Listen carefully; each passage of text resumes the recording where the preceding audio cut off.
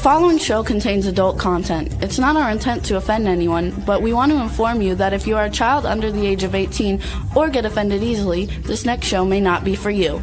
The content, opinions, and subject matter of these shows are solely the choice of your show hosts and their guests, and not those of the Entertainment Network or any affiliated stations. Any comments or inquiries should be directed to those show hosts. Thank you for listening.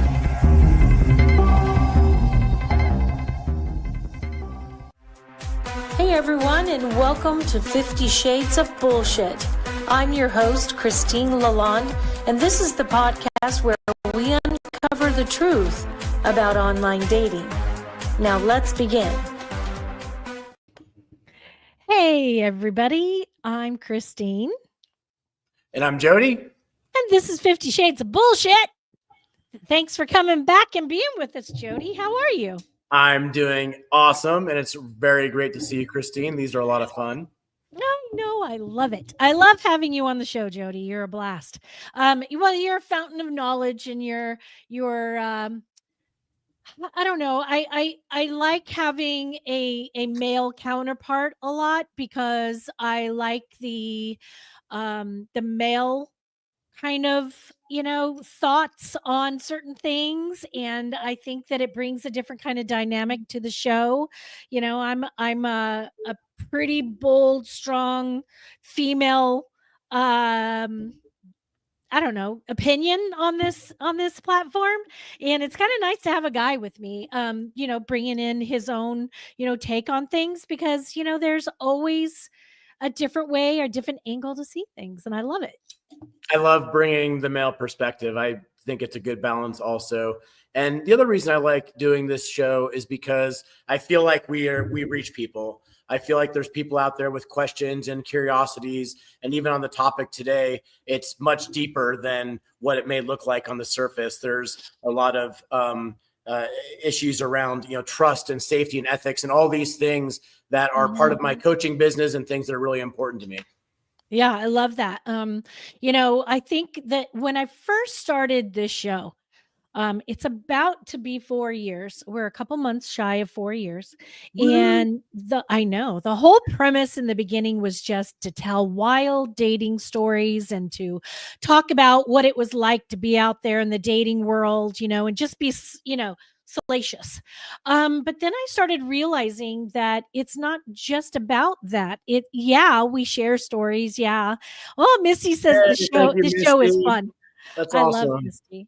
Thank you, Misty. The show really kind of tried to steer itself, and I loved it. We started really talking to people and professionals about, how to find love, and in that journey, we were how to find ourselves, and which became more of a idea that finding yourself and falling in love with you first.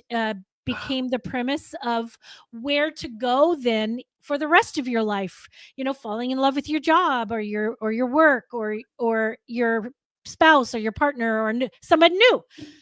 So, and I love how the show is growing and changing, and the loyal, amazing people who listen to the show. It's unbelievable. If one person listens and we make an impact, my day is full. My day is great. I'm good.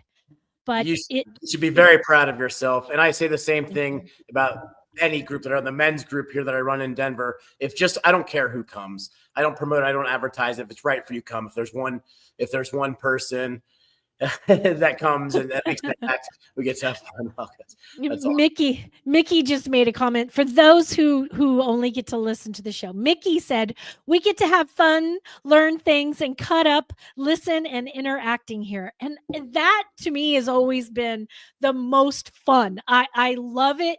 I hate it when we have to pre-record, because I always in the back of my mind is like so disappointed because I don't get to hear what everybody says. I don't get to see the comments and interact with everybody. It's my favorite part of the show.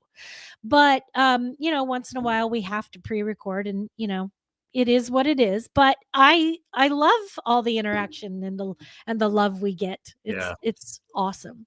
Me too. And I'll be looking at the comments today. I'd love to hear when we get into the topic eventually what people think about this. This isn't so much of a question and answer episode, but a thinking episode, and there's a lot of opinions out there. I mean, it is very controversial, and there's a lot of issues to dig into. So I'm really looking forward to what the listeners and viewers have to say about it. Yeah, me too. You were saying something about business coaching right before the episode started. Yeah. Oh my God. One more thing. Anastasia says, "Oh, for certain, this is a highlight of the day." I love that. My heart grows 3, 4, 500 sizes when you guys like say things like that. It just makes me very happy because really, honestly, all I do is just make people happy. Yeah. I love it. So I'm a personal and a business coach, Christine, and I work with people around emotional fluency, relationship dynamics, and building more authentic connections in a world that I think often teaches us to stay really guarded. And that is true in life and in intimacy and in business. And I coach in all three of those areas. I love that. Well, I might have to talk to you about the business coaching side because I've been looking into a couple different business coaches for my cannabis business. So maybe we can chat later about it. Let's chat later about it. Awesome. Well, I want to start out the show telling you a little bit about what this episode is about. And then I have the background. So I'd like to read the background and then Jodi and I are going to discuss this with you guys. So today we are talking about the T app controversy. If y'all don't know what the T app is, it is a dating advice app for women only. So let me read what this is. The women only app called T Dating Advice. Called T Dating. It's a device. It went viral in mid 2025, which is right now. It just went viral in August.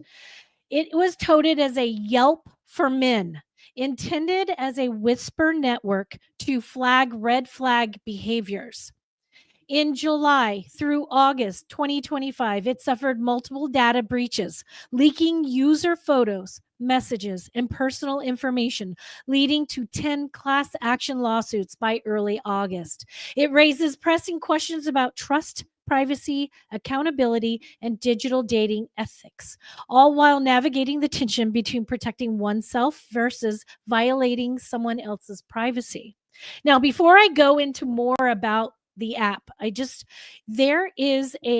know if you know about this, Jodi, but there is a group on Facebook all across the nation called "Are We Dating the Same Guy?" That's right. Okay. And men have it. Are we dating the same women?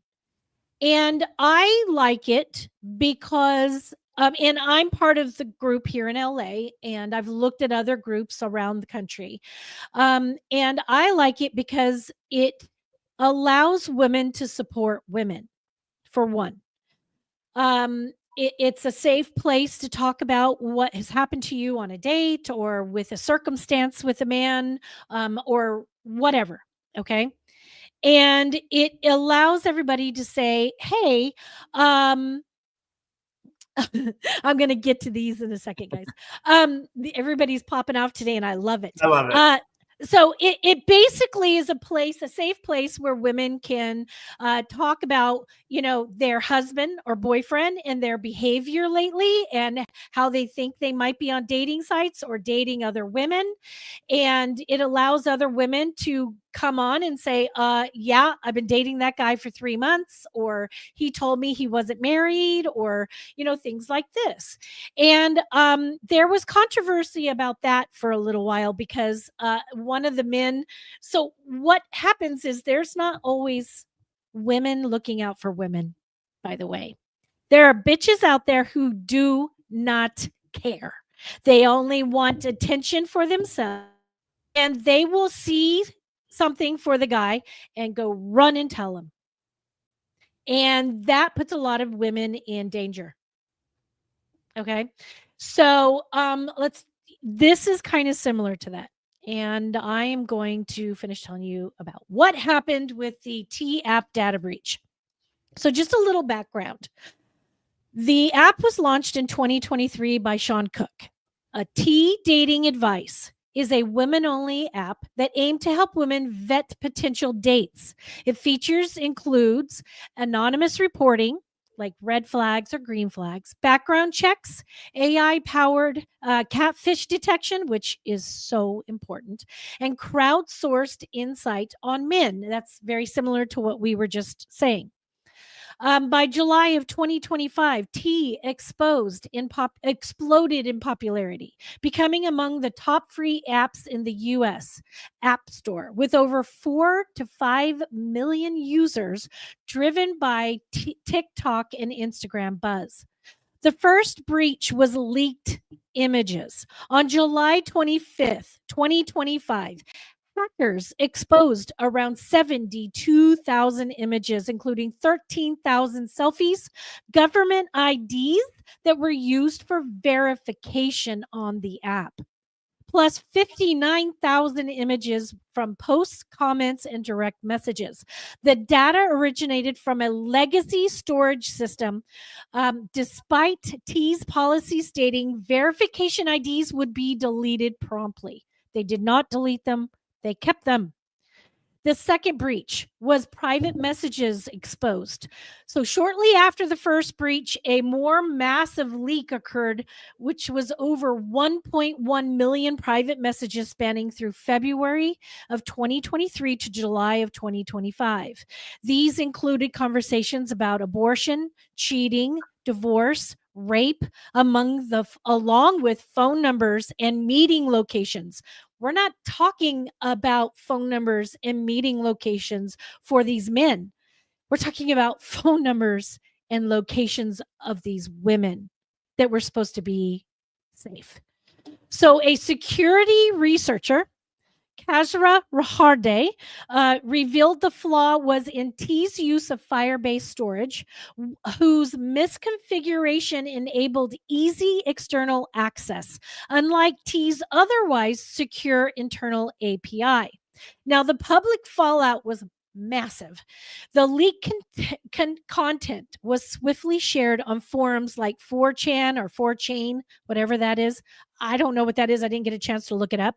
It's where users created a ranking game. They rank gamed these women, and even interaction maps linking the women's images to their locations for harassing purposes. That just blows my mind. Yeah. Media experts condemned how T, intended as a whisper network, became a tool for surveillance, highlighting the fragile boundary between empowerment and exposure. The legal institution response was done by early August 2025. At least 10 class action lawsuits had been filed, with 5 consolidated in federal court in San Francisco.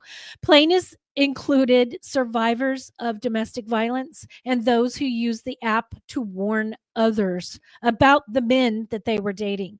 T issued statements saying that they took the legacy system offline, involved third-party cybersecurity experts, and are coordinating with the FBI, offering identity protection to the affected users.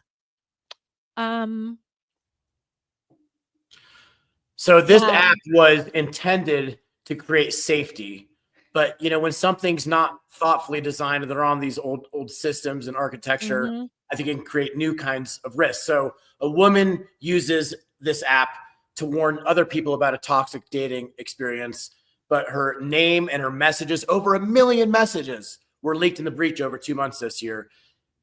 As you pointed out, made her vulnerable to retaliation, harassment, and legal threats. So I think what was meant to protect people and well-intended ended up exposing these women, these users to new types of harm. So I don't know, it makes me kind of wonder what actually creates safety.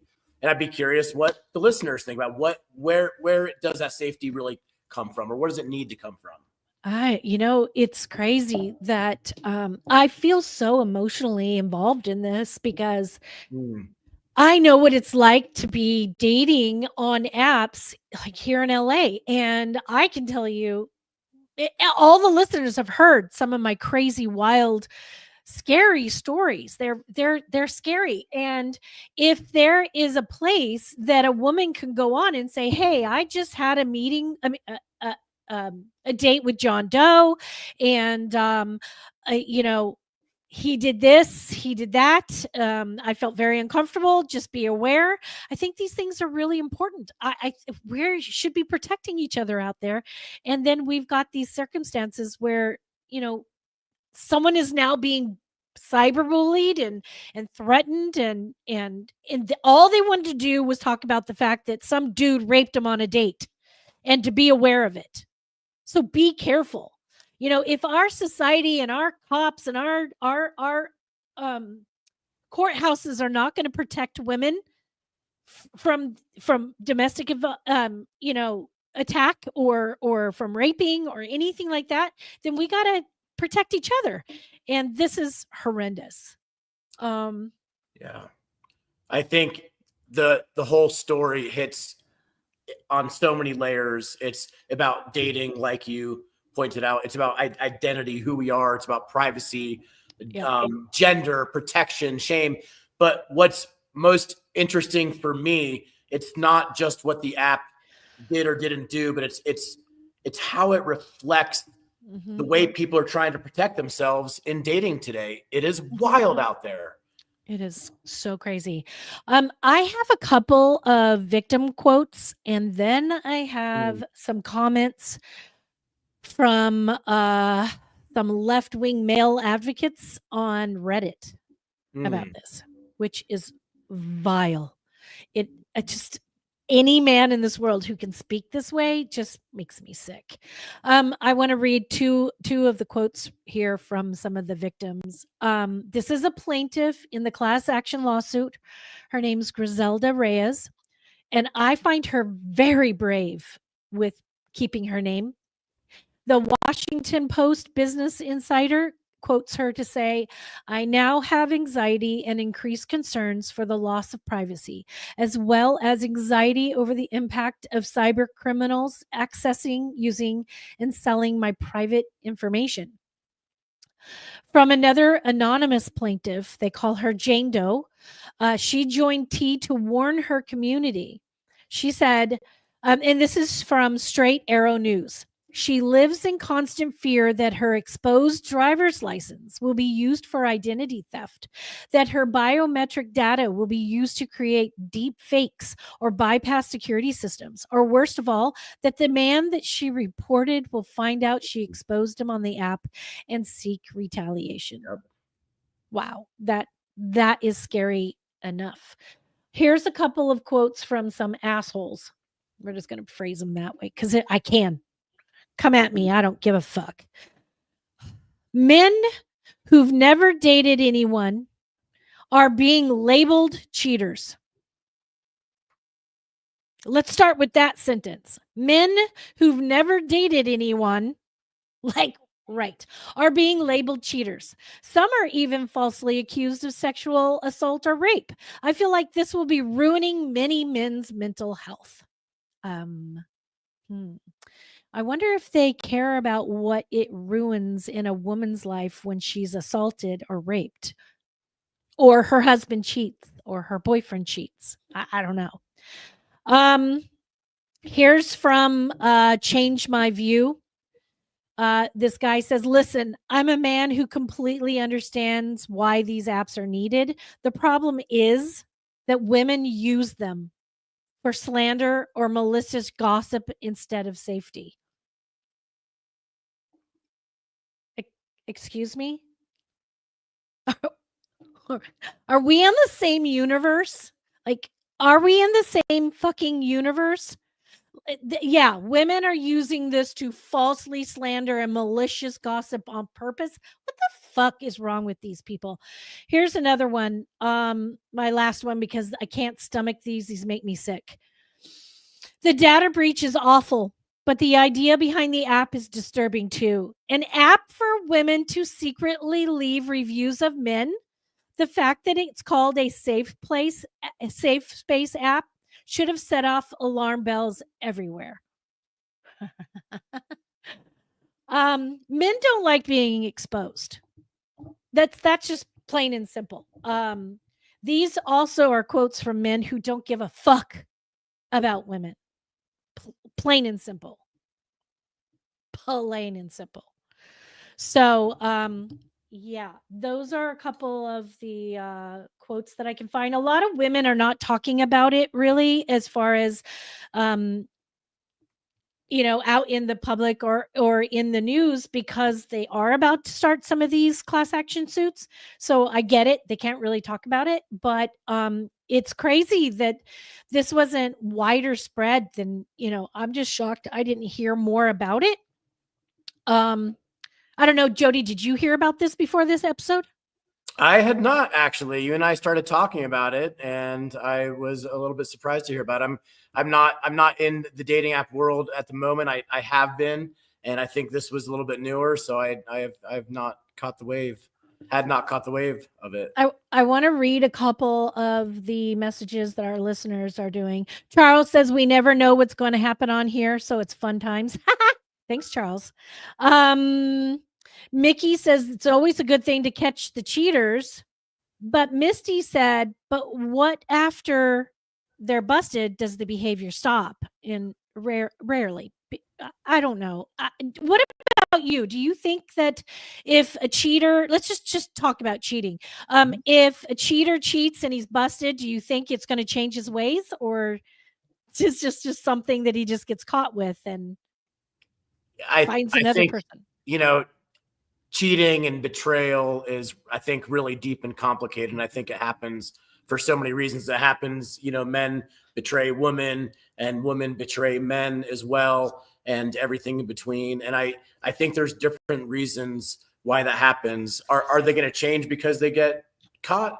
I don't know. I think that really depends. I mean, it depends. Betrayal can come from all different types of places. For some people, it's the thrill of it.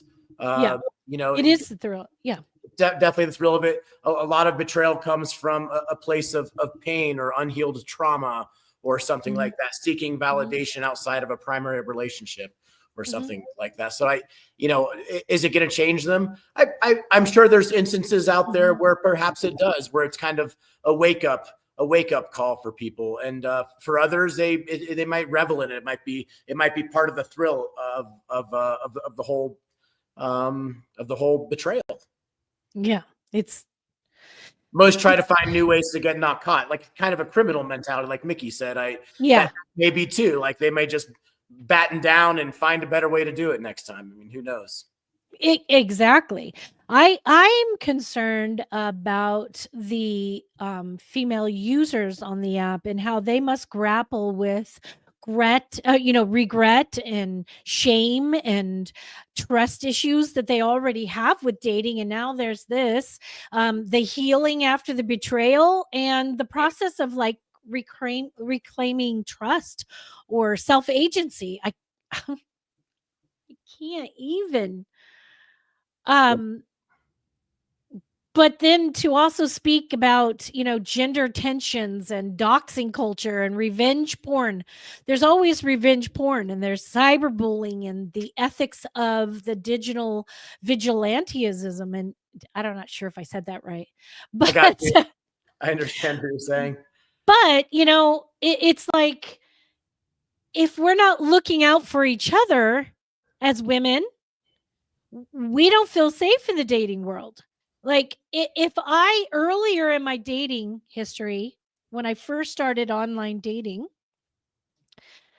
I would say that I'm about 15 years into online dating that I've had experience with.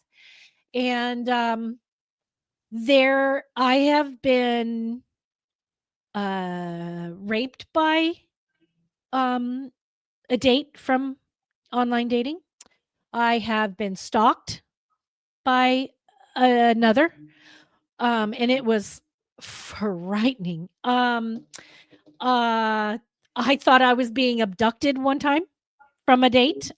It was the scariest thing. I knocked the absolute fuck out of him and ran for my life. So if I had had the opportunity to go on something like this to say, hey, girls, I'm about to date this guy. Anybody have anything on him? I would love insider information. And I'd love to be able to go back on and say, hey, this guy, I went out with him. We decided to be friends, hanging out for a couple of months as friends. Then I go on a real date with somebody else, and he comes over after and decides to rape me. Be careful of him. I think that if we have these kind of tools, I'm 100% down for it. I don't see anything wrong with a woman sharing information. Men can say all they want that we're liars or we make this shit up. I don't want to talk about abductions, rapes, stalking, violence in any way, shape, or form if it hasn't happened to me. I'm not going to make it up and talk shit. No woman. Let me ask you this, Christine. I agree with Mhm. you. And I think most of the time that's true. Do you think there's situations where a woman could weaponize it and label Sure. someone as dangerous and actually, benefit the doubt? Like maybe she really Sure. truly believes it, but that's, one side of the story. How do you reconcile that where on a platform where you're just kind of taking people's word for it? There's no due process or anything like that. Well, what actions are the other women taking? Let's talk about that for a second. Let's just say I just went on a date. This guy completely terrified the shit out of me and he did some crazy ass things. So I go onto the app and I say, "Hey, listen, I'm in LA. Here's this dude. I just had a horrible experience. Take it for what you want to take it for." So Yeah. what's happening? Nothing. Nothing's happening. What's happening is, one, I've been able to warn other women just in case. Mm-hmm. Now, if he didn't do anything to me, what is it going to do to him anyway? I mean, let's just say I am a liar. Let's say I'm a liar and I go on and I decide because this guy didn't like me, which this is the dumbest scenario I've ever thought of. But let's just say some dumbass woman decides to go on and is like pissed off at this dude, or it's her ex and she says something. That could happen. Yeah. Well, who cares? Like, who cares? It doesn't hurt anybody.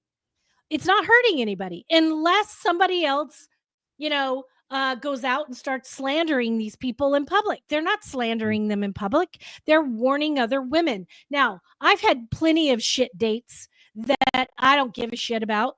And I have never posted on, are we dating the same guy? I never have.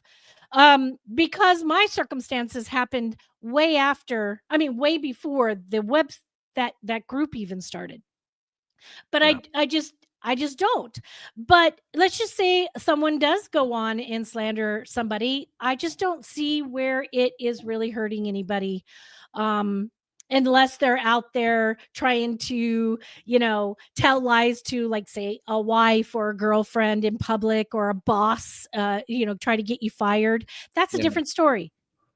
So what if someone meets this man on a dating app that someone told their version of the story, whether or not it was true or not? And, we don't really know. So what happens if a man's on a dating app and a woman meets this man, but saw his name come up on this app, and she says, "Oh, this man, he was toxic. He lied to me," or whatever the situation was. And maybe there are, three sides to that story.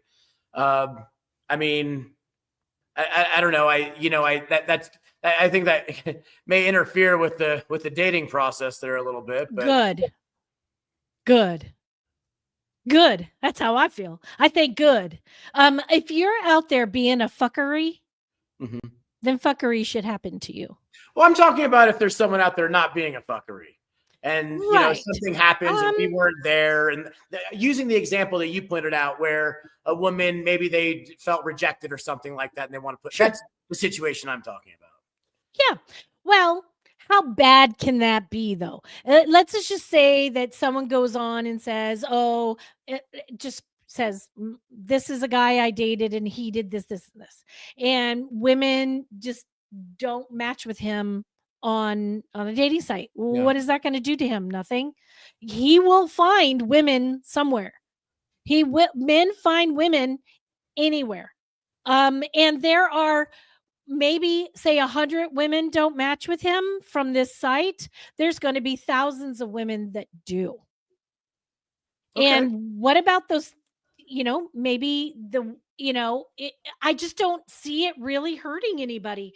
What I do see is men getting butt hurt. Mm-hmm.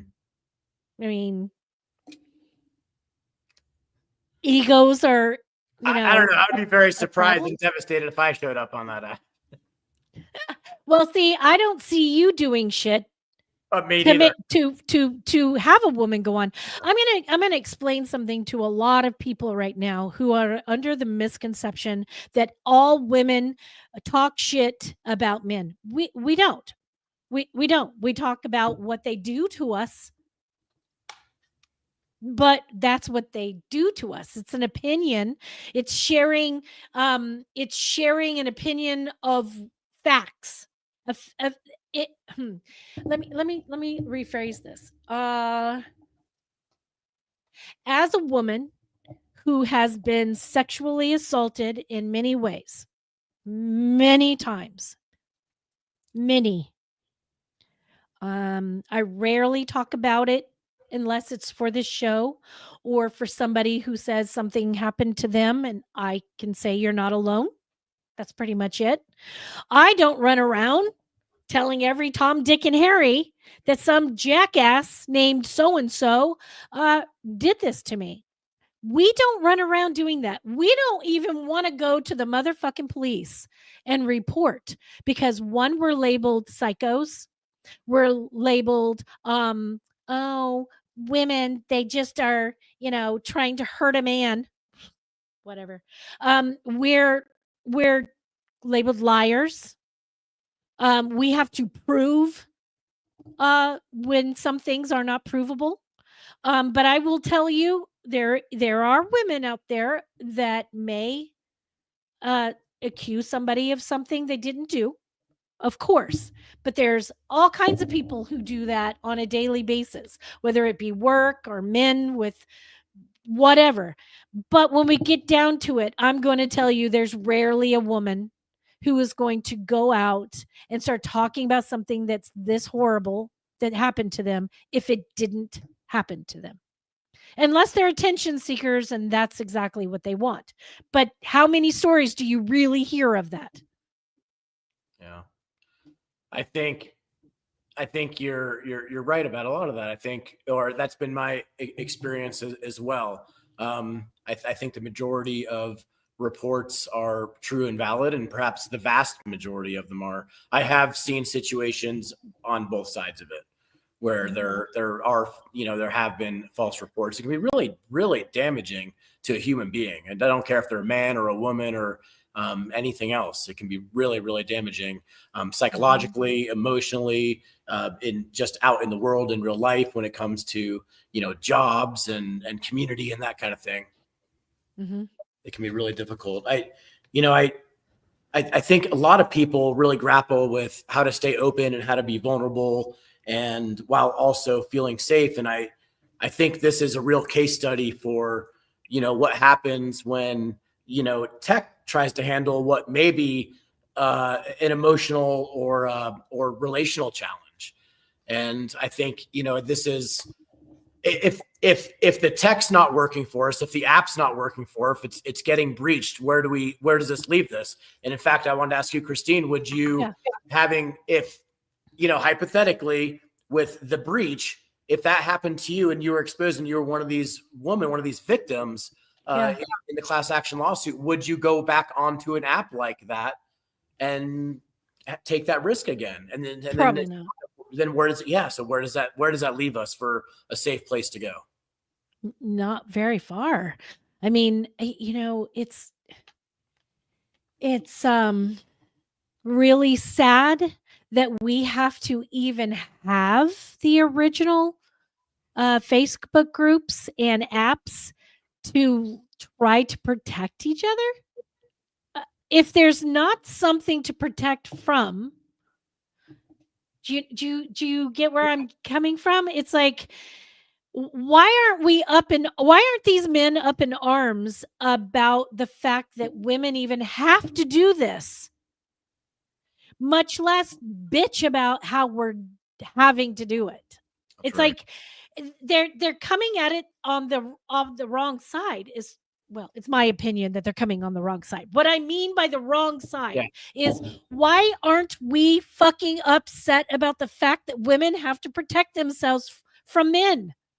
Why aren't we upset about that? Why are these men upset about the fact that the women even started talking about men? It's like fucking weird. I don't understand how someone can go, "Oh, well, women are using these, so it's going to be false advertisement."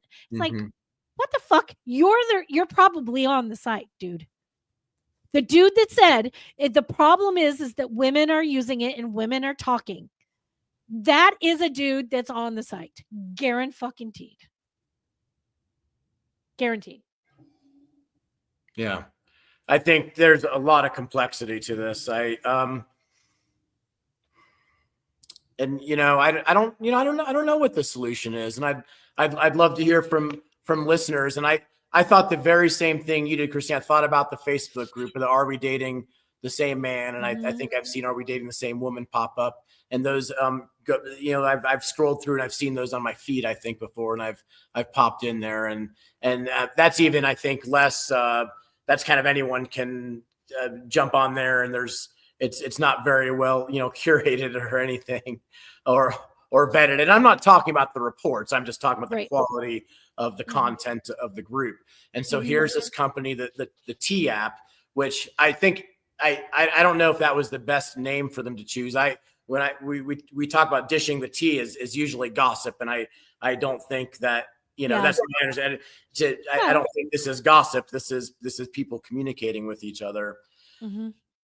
It was started by a man, not a woman. Oh, interesting. I did not know that.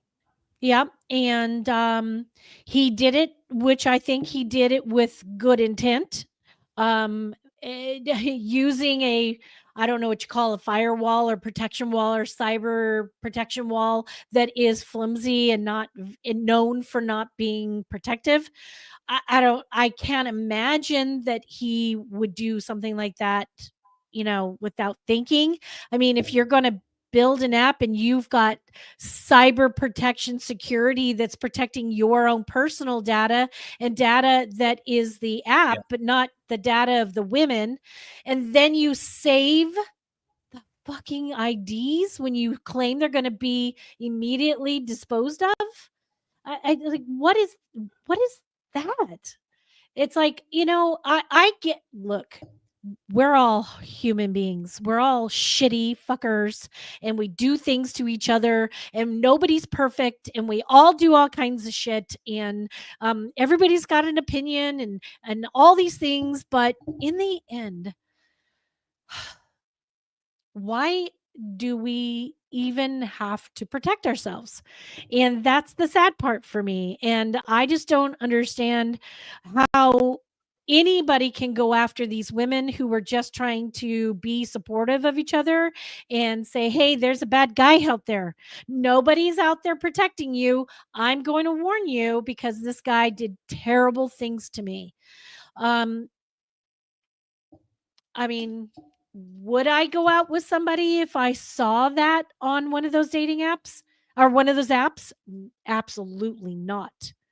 But what if somebody didn't listen to the advice and they did go on a date with that same person and the same thing happened to them?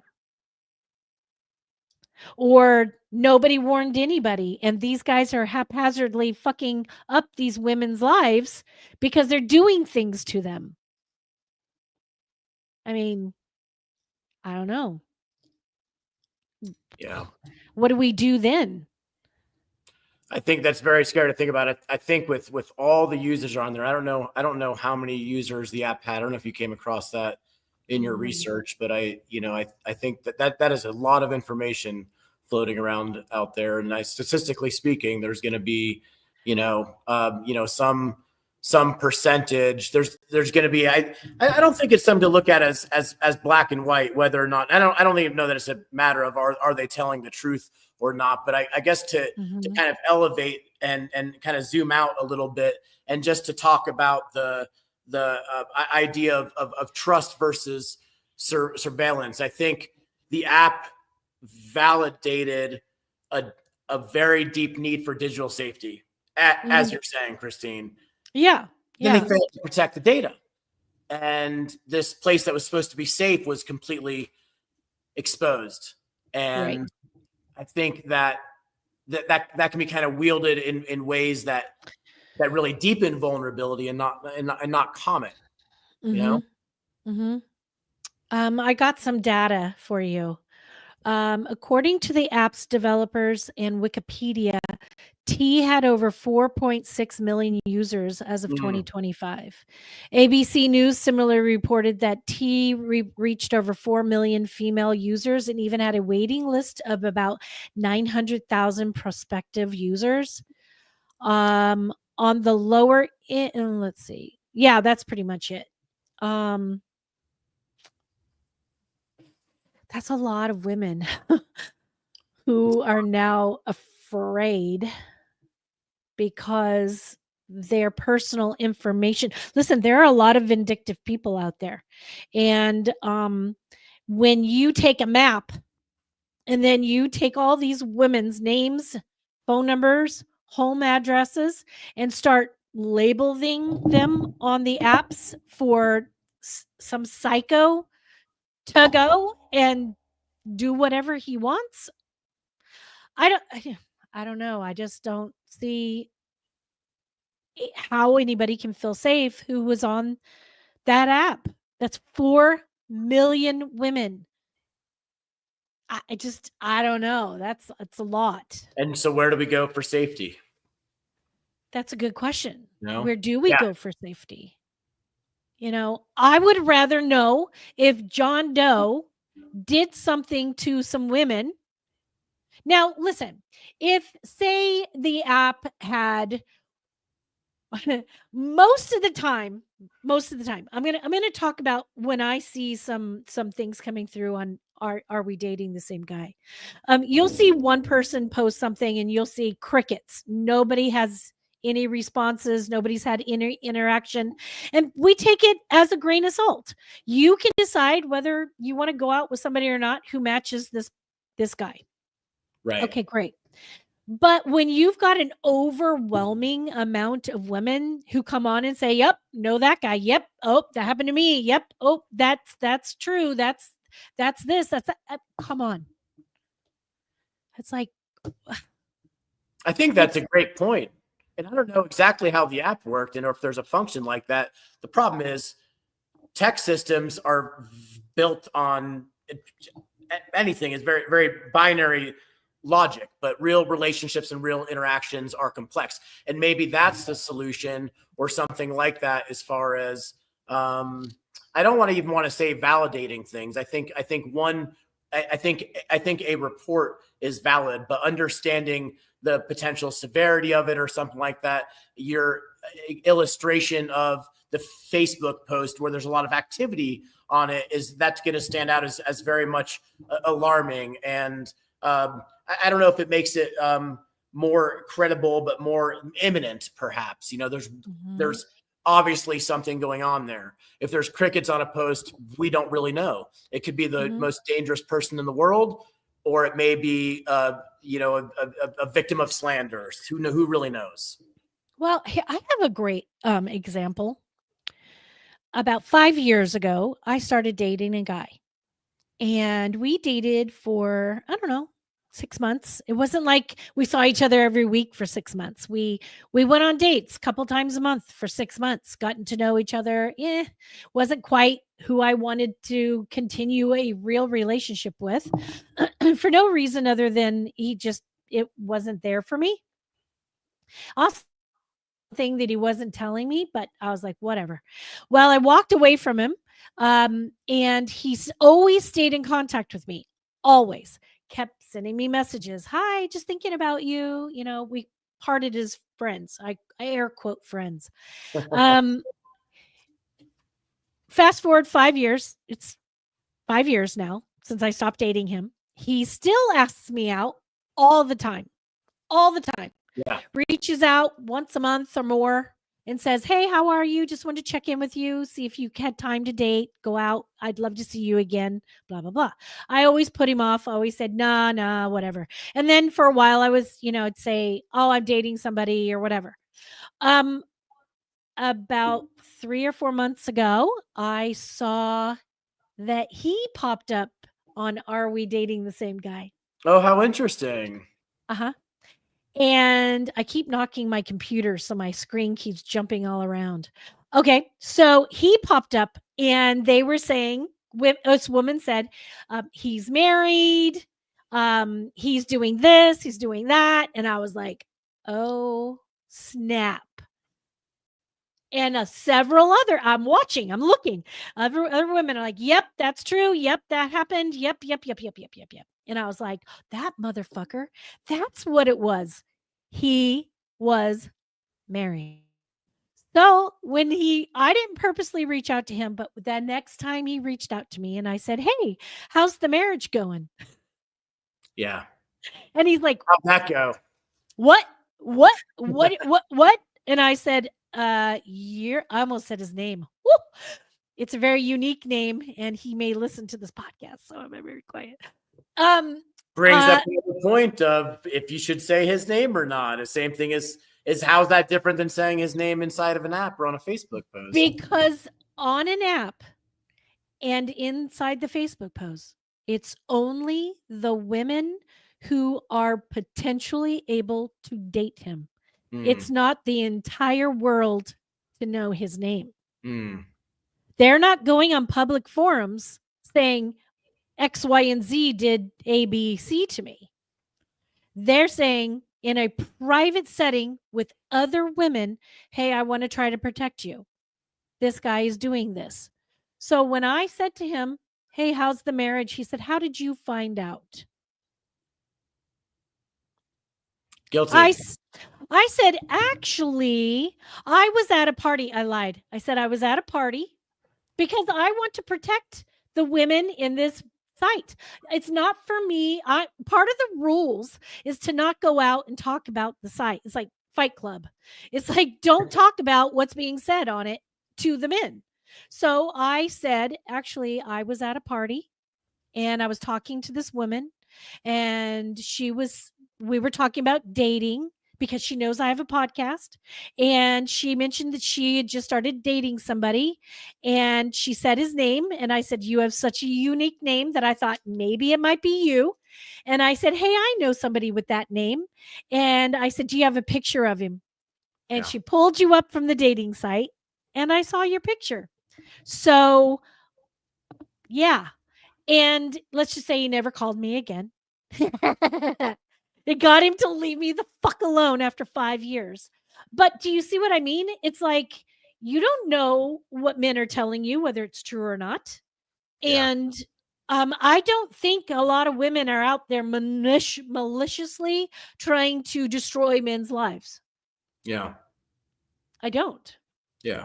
I think they're out there trying to protect each other. I agree. I think again, it's I don't think it's black and white. I think it's very gray. I think there's men and women on both sides of the issue who are bad actors.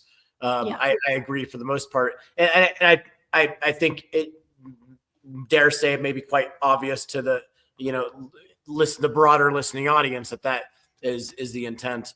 And I think, so is there a point, where the app does potentially become damaging to someone? I don't know.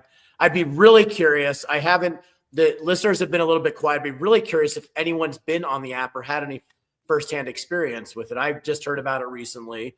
I am not a woman, so I have not been on the app myself. I really appreciate what you said. Now, this The Facebook groups are public. I can see them. Mm-hmm. And it's really interesting to see people I might know pop up sometime. The app, like you said, it's women only. You're not supposed to be able, as a guy, see anything in the women's postings unless you are a woman and applied to be into the group. You're not supposed to be able to see them. The only people that are supposed to see them are the people who are actually the females who are vetted in the group. That's it. But no, Mickey hasn't heard of it. I don't think anybody else. I had not heard of it until I was searching for something to do the show on today. And I was like, whoa. Yeah. Well, I'm so sorry. I'm sure that Rebel is like freaking out. She has another show to go do. And we're out of time. Thanks, Jodi, for being here with me today. I appreciate your chat time with me here. This is awesome. Yeah, I think it was a really important conversation to have. Yeah, me too. Thank you. Thanks to everybody who came and shared and talked with us today, all the people who listen and join us every week. We're very excited. We're going to be back again next week. We're going to have Paul and Steve back for our last section of the psychedelics. We're going to talk about psychedelics again next week. We're going to polish that up on Act 3, and then nope, Bisty didn't know about it either. That's good. So next week we're going to talk about the psychedelics again, and then the week after that it is our 200th episode. So we will be back with a whole bunch of people from our guests and having a party. So same time, same place next week, and until then, let's just keep this shit real. If you enjoyed this episode, please share with your friends, like and follow us on Instagram at 50 Shades of _bullshit and Facebook at 50 Shades of Bullshit. Thanks so much for listening, and we really hope to see you again next week.